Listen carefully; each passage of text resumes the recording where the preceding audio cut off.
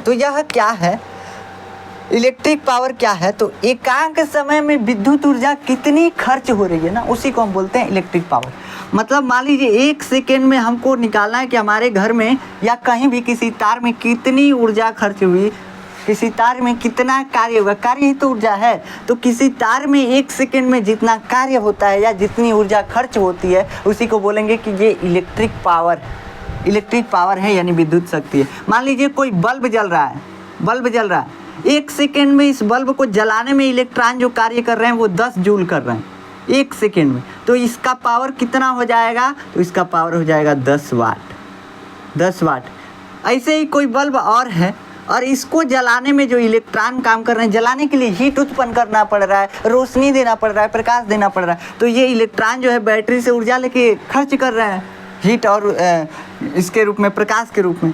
तो हम कह रहे हैं कि इसको जलाने के लिए इलेक्ट्रॉन को खर्च करना पड़ रहा है 20 जूल कितना सेकेंड में, तो 2 सेकेंड में। तो आप कहेंगे 1 सेकेंड में कितना खर्च करना पड़ेगा, तो हम कह देंगे 10 जूल खर्च करना पड़ेगा। और यही क्या है, यही इस बल्ब का पावर है 10 जूल प्रति सेकेंड, यानी कि 10 जूल ये ऊर्जा प्रति सेकेंड लेगा। और इसी 10 जूल प्रति सेकेंड को हम बोलते हैं 10 वाट। तो यही 10 वाट का हमारे घर में जो एलईडी बल्ब आता है यही आता है 10 वाट का, यानी कि 1 सेकेंड में कितना ऊर्जा खर्च कर रहा है, 10 वाट ऊर्जा खर्च कर रहा है। 9 वाट का है, यानी कि 9 वाट ऊर्जा खर्च कर रहा है, 9 जूल ऊर्जा 1 सेकेंड में खर्च कर रहा है। तो यही क्या है, बल्ब की शक्ति है, बल्ब का जो पावर है यही इसी से नापा जाता है। तो क्या लिखेंगे कि एकांक समय में व्यय हुई ऊर्जा को, एकांक समय में किसी परिपथ में एकांक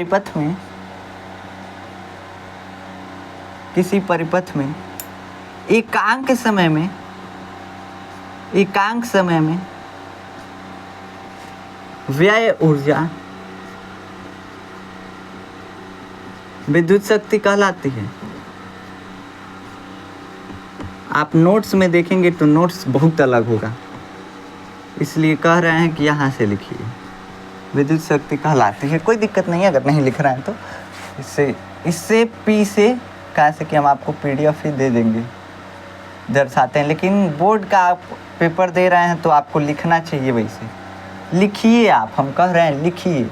बोर्ड का पेपर दे रहे हैं, वहाँ पे राइटिंग भी देखा जाता है, कैसे लिख रहे हैं आपका लैंग्वेज भी देखा जाता है। तो इन सभी चीज़ों को सुधारने के लिए आपको लिखना ज़रूरी होता है। देखिए हम कह रहे हैं कि माना टी समय में जो विद्युत ऊर्जा खर्च हो रही है किसी परिपथ में वो कितना है, W है। टी समय में कितना ऊर्जा खर्च हो रही है, W। तो एकांक समय में यानी 1 सेकेंड में कितनी ऊर्जा खर्च हो रही है, तो W/T। और 1 सेकेंड में खर्च हुई ऊर्जा इसी को बोलते हैं विद्युत शक्ति, यानी P बराबर क्या हो गया, W/T। यहाँ से लिख सकते हैं आप W/T। हमको W का फार्मूला मालूम है VIT और W का फार्मूला एक और मालूम है I²RT। यहाँ से आप W का फार्मूला रख सकते हैं, तो VIT और बटा में T से T मर गया, P बराबर क्या आया, VI।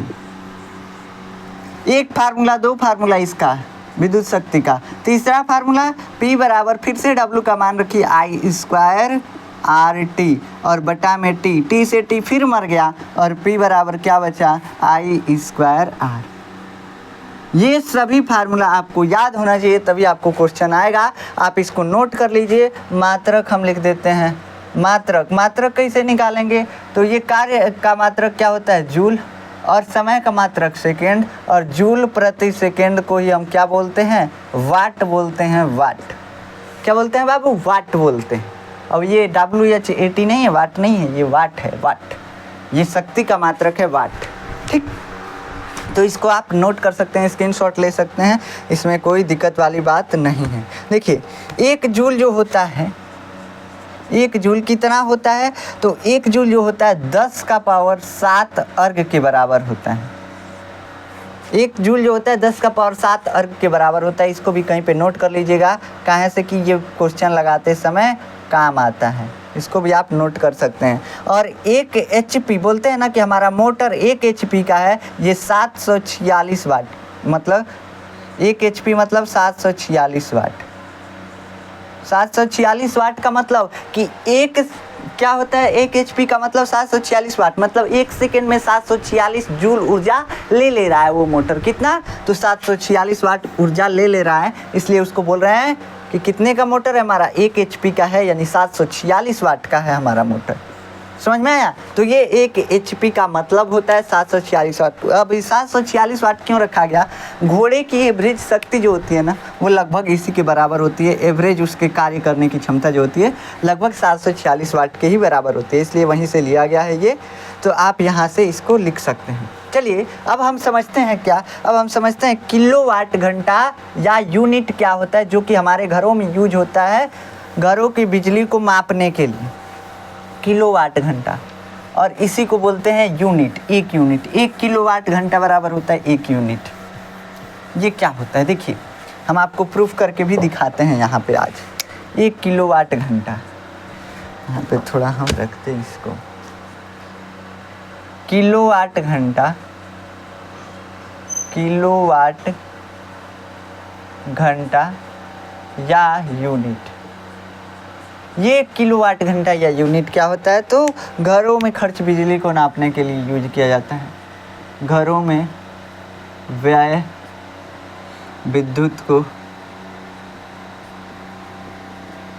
मापने में उपयोग किया जाता है। हम जल्दी जल्दी लिख रहे हैं, ठीक। देखिए अब 1 किलोवाट घंटा का मतलब 1 किलो के लिख दिए, के का मतलब किलो, और वाट और घंटा का मतलब एच। अब इसको अगर हम देखें, अगर इसको लिखना चाहें तो देखिए ये 1 यूनिट के बराबर होता है। 1 यूनिट बिजली के बराबर होता है 1 किलोवाट घंटा। अब हम इसमें चाहते हैं कि कितना वाट हम खर्च किए हैं, कितना आया है 1 यूनिट बिल, तो हम समझते हैं। देखिए 1 किलोवाट घंटा का मतलब क्या होता है, 1 किलोवाट, 1 गुणे किलो का मतलब 10 का पावर 3, कहीं भी किलो दिखेगा वहाँ पे 10 का पावर 3 चिपका दीजिएगा। वाट का मतलब क्या हुआ, तो वाट जो होता है, वाट को ऐसे ही रहने दीजिए, और क्या कीजिए, किलोवाट घंटा, घंटा को सेकेंड में बदलना है। सेकेंड में बदलने के लिए 3600 सेकेंड, हमको वाट ही तो निकालना है, इसीलिए वाट ऐसे ही रहने दिए हैं, ठीक। हमको क्या निकालना है कि हम कितना वाट बिजली खर्च किए हैं, यही निकालना है, तो इसलिए हम वाट को ऐसे ही छोड़ दिए और सब चीज़ों को बदल दिए। 1 घंटा में होता है 3600 सेकेंड। यहाँ से आप 1 किलोवाट घंटा बराबर लिख सकते हैं 10 का पावर 3 और 10 का पावर 2, कितना हो गया, 10 का पावर 5, 36 गुणे 10 का पावर 5 वाट। और फिजिक्स में लिखने का तरीका है कि पॉइंट से पहले केवल 1 अंक होना चाहिए, यहाँ पे पॉइंट से पहले 2 अंक है, तो लिखने का तरीका क्या लिखेंगे, 3.6 × 10⁻6 वाट।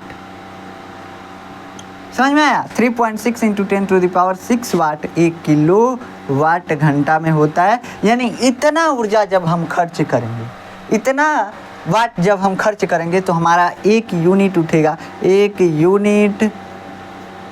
यूनिट जो होता है 1 किलोवाट घंटा के बराबर होता है, 1 किलोवाट घंटा के बराबर होता है। अगर यूनिट निकालना है आपको अपने घर में, यूनिट, तो अगर मान लीजिए यूनिट निकालना है तो इसका फार्मूला होता है वाट गुणे घंटा बटा में 1000। वाट गुणे घंटा, घंटा मतलब अभी घंटा हावर वाला घंटा है, वो घंटा मतलब कुछ वाला ना है। देखिए घंटा बटा 1000, वाट गुणे घंटा बटा 1000। अगर मोटर जो है 720 कितना बताया है, 720 ही तो बताया, 746 वाट, ठीक, सॉरी हम भी भूल जाते हैं कभी कभी। तो 746 वाट का मोटर है, यहाँ पे वाट की जगह पे 746 वाट। कितना घंटा चलाना है, तो 1 घंटा चलाना है, बटा में 1000। अगर लिख के करेंगे, मान लीजिए जैसे 746 वाट का मोटर है, हमको 1 घंटा चलाना है, कितना बिल आएगा, 1000 से भाग दीजिए, कितना आएगा, तो 1000 से भाग देने पे 0.746, यानी कि अभी 1 यूनिट भी बिल नहीं उठा, 1 यूनिट से कम बिल उठा। अगर आप 1 HP का मोटर क्या करते हैं, 1 HP का मोटर 1 घंटा चलाते हैं तो आपका बिल कितना आएगा, 0.746, मतलब 1 यूनिट से थोड़ा सा कम, ठीक। तो इतना आपका बिल आएगा, यही बताता है। आप इस फार्मूले को चाहें तो नोट कर सकते हैं, चाहना नहीं है इसमें, वैसे यहाँ पे नोट ही करना है। चलिए देखिए, प्रतिरोध ताप गुणांक क्या होता है, थोड़ा सा हम यहीं पे इसको नोट कर देते हैं। प्रतिरोध ताप गुणांक, प्रतिरोध ताप गुणांक, हेडिंग लगाइए प्रतिरोध ताप गुणांक। अब बस खत्म होने वाला ही है, बस किरचॉफ का नियम है। प्रतिरोध ताप गुणांक, ये क्या होता है प्रतिरोध ताप गुणांक? देखिए हम अभी बताए हैं आपको प्रतिरोध ताप गुणांक क्या है। तो बाबू प्रतिरोध ताप गुणांक का मतलब कि अगर कोई चालक है जिसका प्रतिरोध 1 ओम है, 1 ओम है, तो अगर इसके प्रतिरोध को, इसको 1 डिग्री अगर ज़्यादा गर्म किया जाए तो इसका प्रतिरोध कितना बढ़ जाएगा, यही क्या है प्रतिरोध ताप गुणांक है। कोई तार है, कोई तार, इसका प्रतिरोध हमको पहले से मालूम है 1 ओम है, इसका प्रतिरोध कितना है 1 ओम है, और ये कितने लंबाई का है, तो 1 लंबाई का है। एकांक प्रतिरोध के चालक तार का ताप 1 डिग्री सेल्सियस बढ़ाने पे जितना प्रतिरोध बढ़ता है, मान लीजिए कि ये 10 सेंटीमीटर लंबाई का है, कुछ भी हमको लंबाई से मतलब नहीं है, चालक तार में लंबाई से मतलब नहीं है। यहाँ पे हमको मतलब होना चाहिए कि तार का प्रतिरोध 1 ओम है, 1 ओम है। अगर इसका टेम्परेचर मान लीजिए 25 डिग्री पहले था तो 1 ओम था, अगर हम 26 डिग्री करते हैं तो इसका प्रतिरोध कितना बढ़ जाएगा, यही क्या है प्रतिरोध ताप गुणांक है। तो आप यहाँ पे क्या लिखेंगे कि एकांक प्रतिरोध के तार का ताप 1 डिग्री सेल्सियस बढ़ाने पर प्रतिरोध में